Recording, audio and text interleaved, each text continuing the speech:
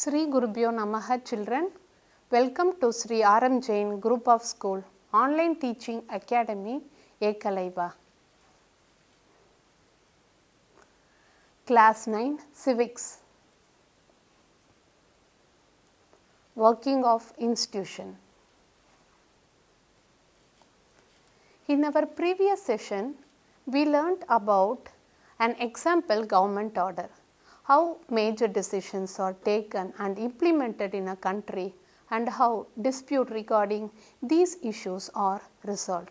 So, the government works a lot in all this process. So, let us see about that.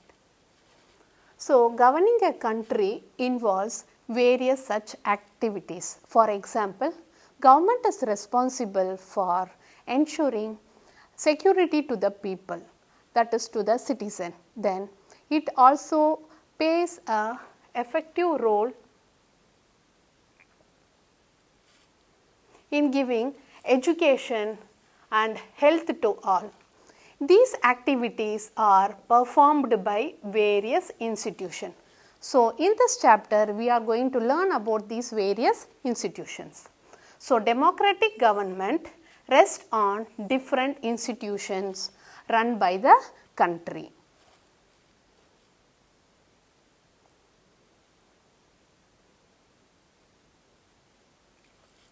Some institutions are required for making law.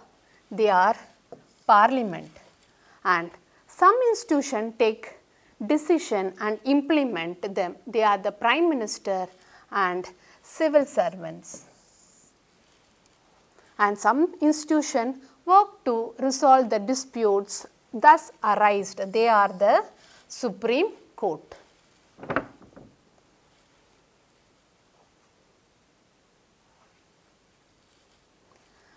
So, for all this function, the government need fund. So, from where does the government get their fund? The government collect taxes and spend thus raised money on administration, defense and development programs. So, there are many measures that the government has taken for improvement of the people. Such schemes let us see now. So, these are some of the schemes, welfare schemes introduced by our government. Beti Bachao and Beti Padhao, Digital India and Swachh Bharat and much more.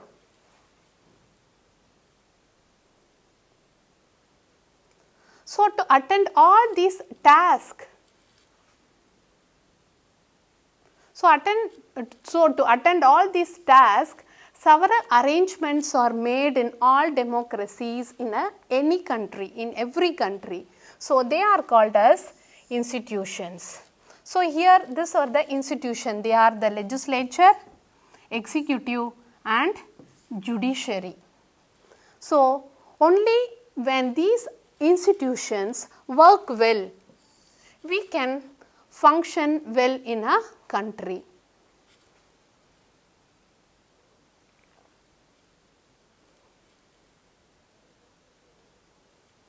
In India, the political institutions are arranging and carrying all the tasks of the country.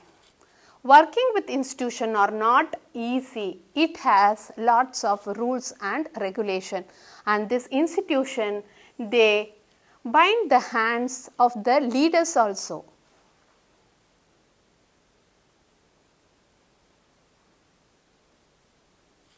These institutions involves meeting and committees. So, only after having a debate in the parliament, they will be introducing any law that has to be implemented in a country. So, some of the delays. So, when there is a debate and when there is a meeting and committees, when there is discussion taking on places, then sometimes it will lead for complication and delay. Actually, this is very useful, children. The reason is Only when we discuss about a issue, we can get a very good solution for that. So, in India, there are three important political institutions. They are the legislature, executive and judiciary.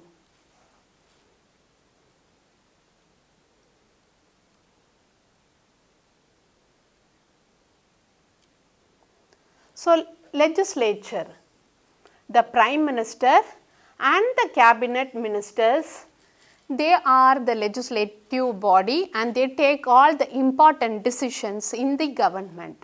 And the next, it is the executive branch. So, the civil servants and the Prime Minister, they all join together and they are responsible for taking steps for the implementation of the decision taken by the ministers. Then it comes the judiciary.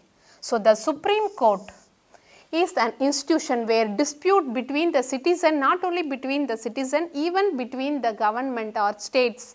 So, all will be resolved in the judiciary.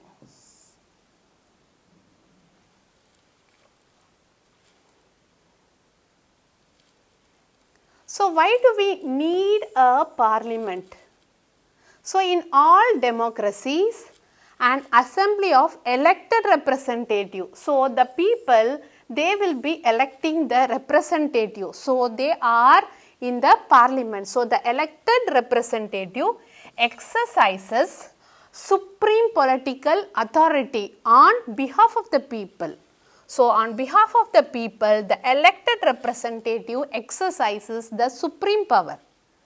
And in India, such a national assembly of elected representative, they are called as parliament.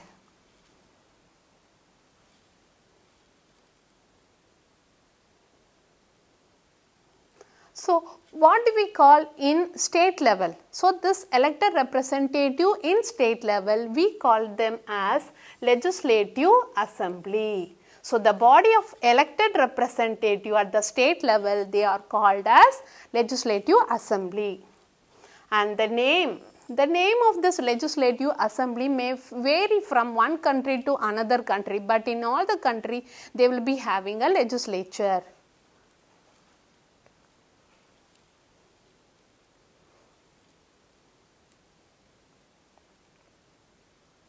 So, now let us see what is the significance of parliament in a democracy.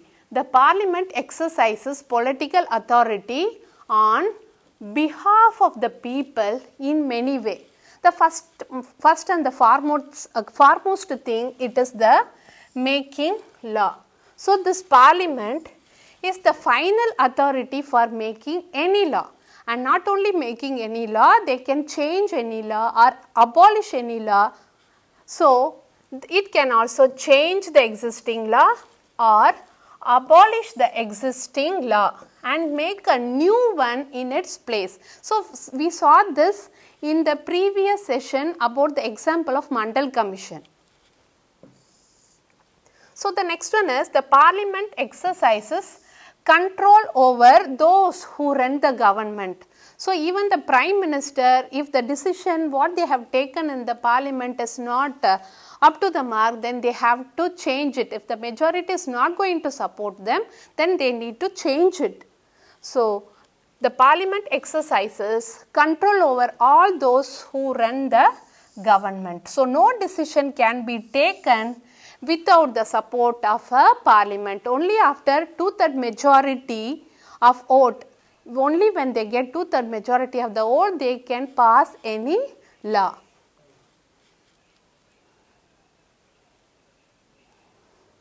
The next one is the parliament also controls money matter. So, money bill can be passed only in the Lok Sabha.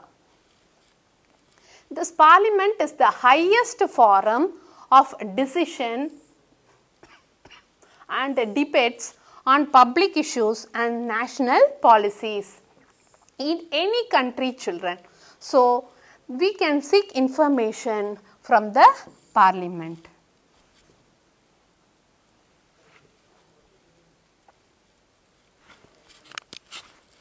So, from this we very well know that parliament plays a central role in the democracy. The large countries like India, they divide the power and the function of the parliament into two parts. They are also called as chambers or houses. So, the first house, which is usually directly elected by the people and exercise the real power. So, the first house is directly elected by the people and exercises the real power, and they are called Lok Sabha.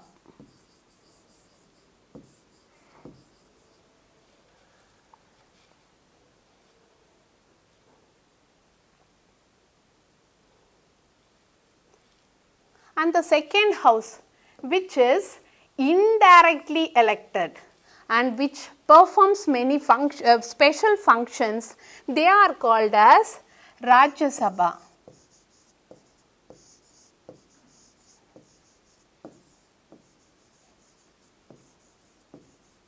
So, these Rajya Sabha members are indirectly elected and they perform special function. So, the most common function is to look after the interest of the various states and federal units.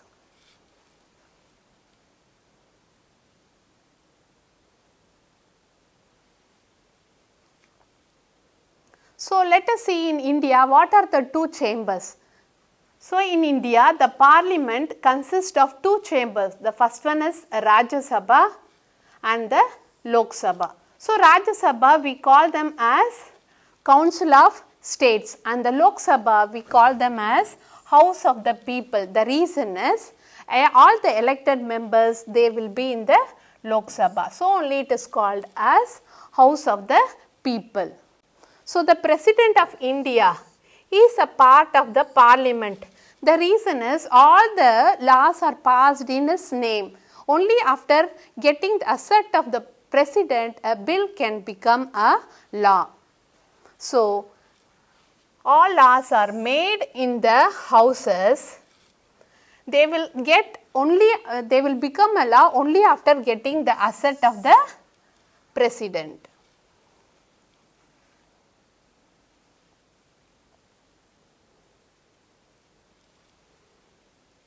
Now, let us see the House of the People, that is Lok Sabha, or you can call them as lower house. So, this lower house, that is Lok Sabha members, they are directly elected by the people and they exercise the real power in the country. And what is the maximum strength of this Lok Sabha? It is 552. And we very well know that 550 members, they are elected by the states and 20 members are from the union territories.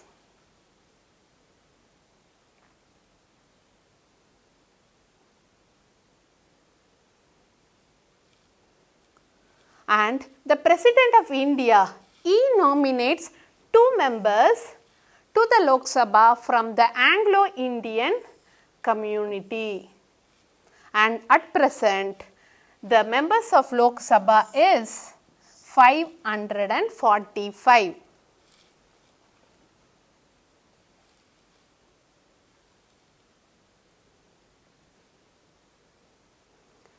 Now, Rajya Sabha, which is otherwise called as upper house.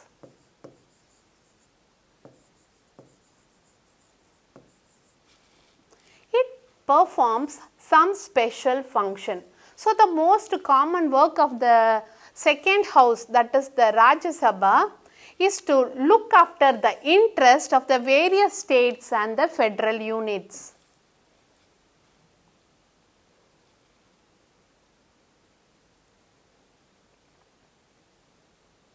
So, it has 250 members. So, Rajya Sabha has 250 members and 12 of the Rajya Sabha members are nominated by the President. And who are they? They are the persons who have earned a distinction in the field of literature, art, science and other services.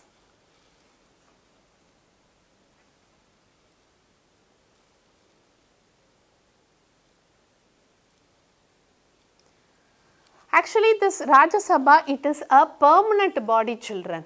1/3 of these members are retiring every 2 years. So, 2 years once, 1/3 of the members will be keep retiring. And at present, 245 members are there in the Rajya Sabha, and they are distributed among the states and the union territories.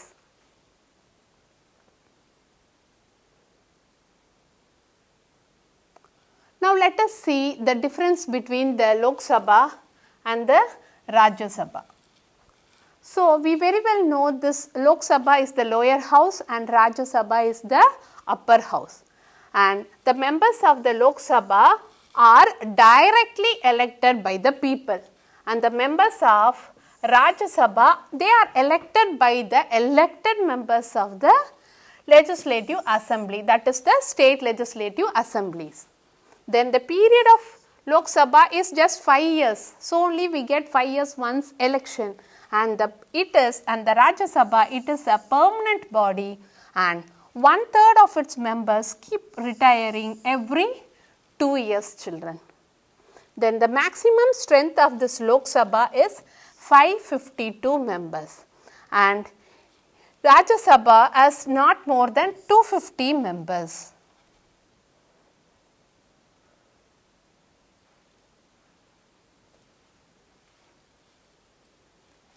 Money bill can only be introduced in the Lok Sabha.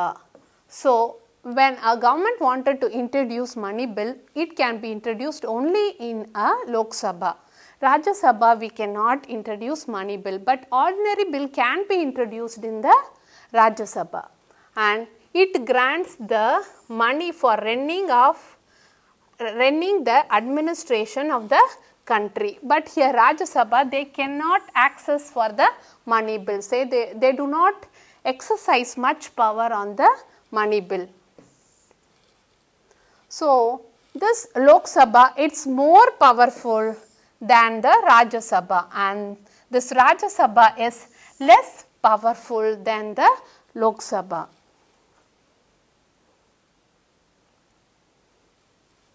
So, we have come to the end of this session, children. These are the important assignment question. What is the role of the parliament? Which two houses form the parliament of our country? Distinguish between Lok Sabha and Rajya Sabha.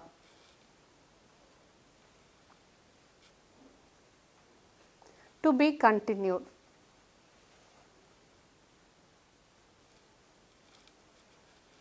To receive our online lessons, please press the subscribe button and you will receive the latest update. Thank you.